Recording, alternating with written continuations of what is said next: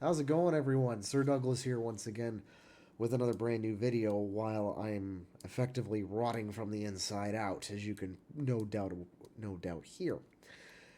But 2027 is looking to be the biggest year in Canadian Football League history, but a lot of fans don't like that.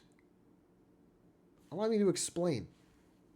Well, first of all, I had already gone through the initial rule changes that are going to be upcoming back, I think, last September, and I had gone into two parts of. I did like two videos on it, including one big ass rant on the fan cast.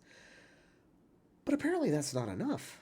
Apparently I got to keep going here because every day everybody finds something else to hate the commissioner and to hate the changes and to very loudly and proudly declare that they are not spending their money on the CFL anymore. Well, as we said on the Fancast, on the latest episode of the Fancast, and what Three Down Nation reported, you are very much in the minority here, and there's a hell of a lot of people that are going to take your place. So don't let the door hit your ass on the way out.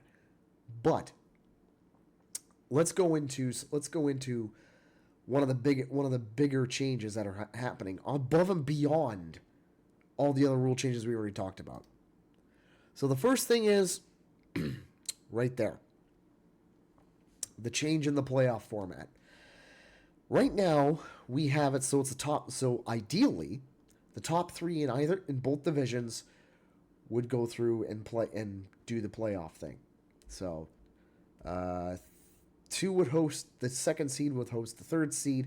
Winner of that goes plays against the first seed in the semifinal, and then both teams would then go into the Grey Cup championship.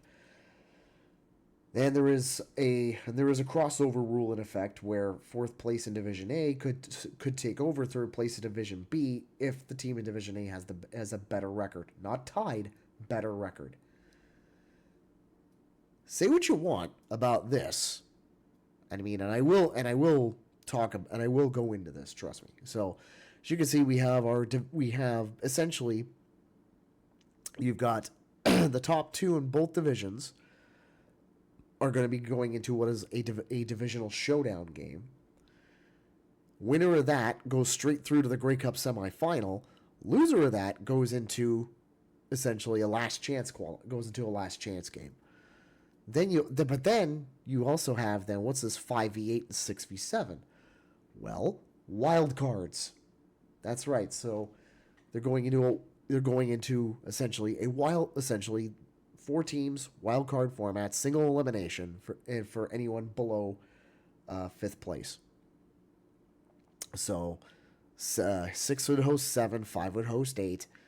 Winner of that goes through the last chance game. Loser goes home. Then the winner of the last chance game goes over to the Grey Cup semifinal. Winner of that, Grey Cup. No, when I look at this on paper, this actually looks very interesting. You've expanded the playoffs. You've added more games to it. And what's wrong with playoff football? What's wrong with having more high stakes football? Until you realize that the CFL is a 9-team league, that's where the issue is. And that's the biggest hang up everyone has taken off of this, right? That 8 out of 9 teams are going to make this tournament format. No offense, but that's not really a good thing. Okay? But if you look beyond that,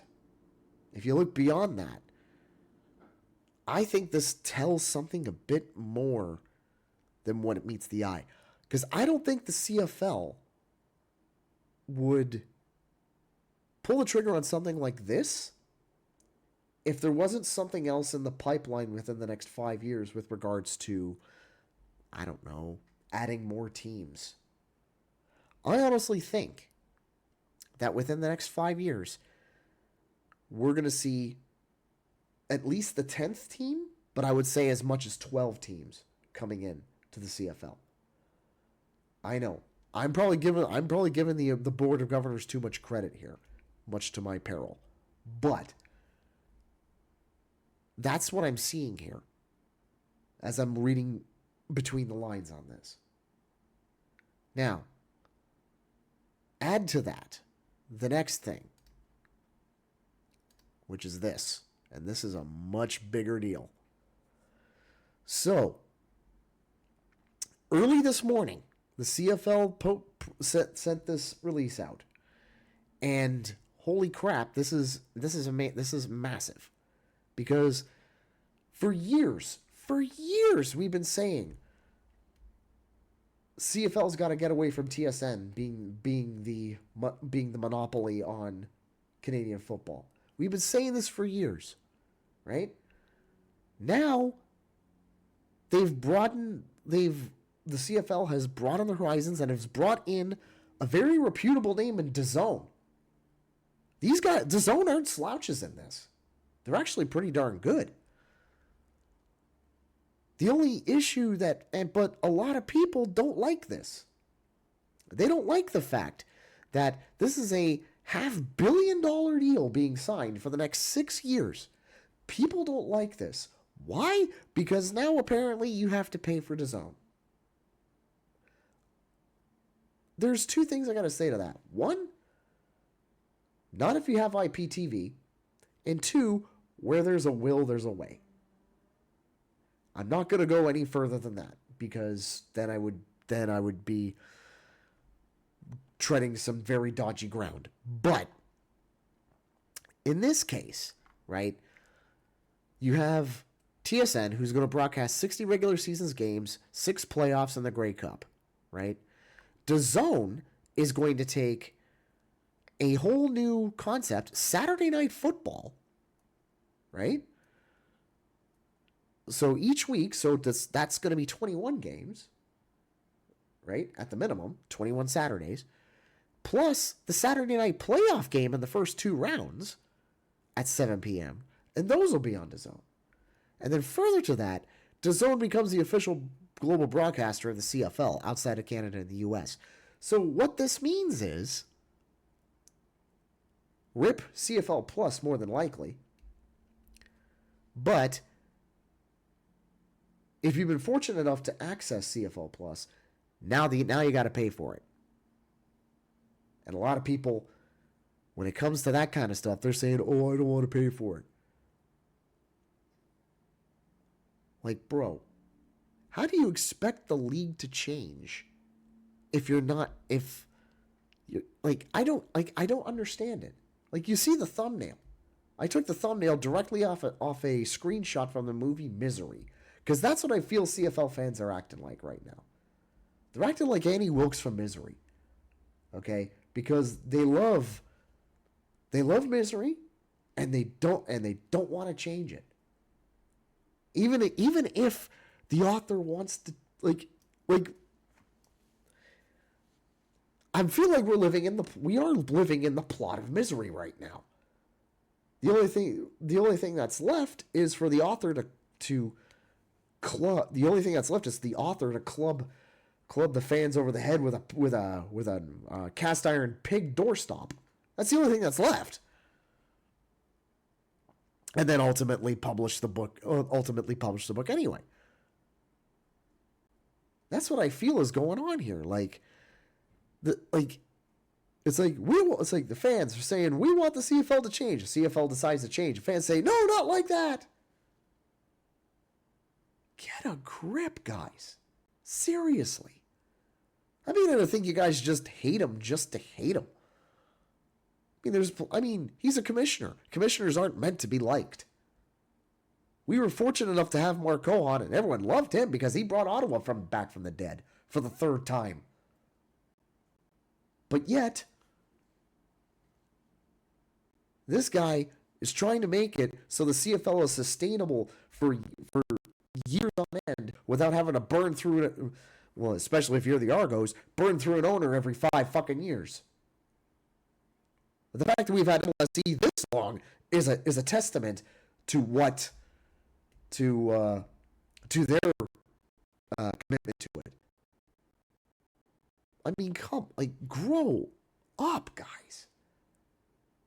And please, if you're going to announce on Twitter or on Blue Sky or anywhere that you have a social media presence, if you're going to announce, I'm leaving this, I'm going to not watch the CFL anymore, I'm not watching, then don't. Then don't. You don't have to announce it. None of us fucking care. Us fans are going to still stick with our team no matter what. Okay? We will find, if Argo games are on Saturday night and I have to pay money to DAZN, so be it.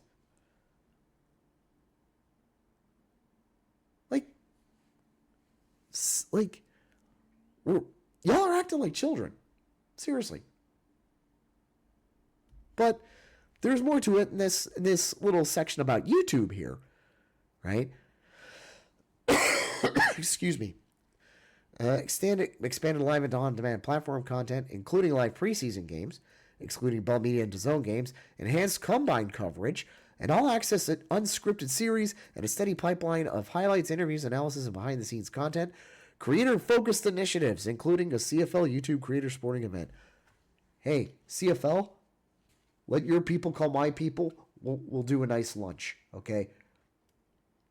Because there are some things that I want to do, but I don't think anyone's going to want me to do them. But let your people call my people. Let's do lunch. That's all I'm going to say about that.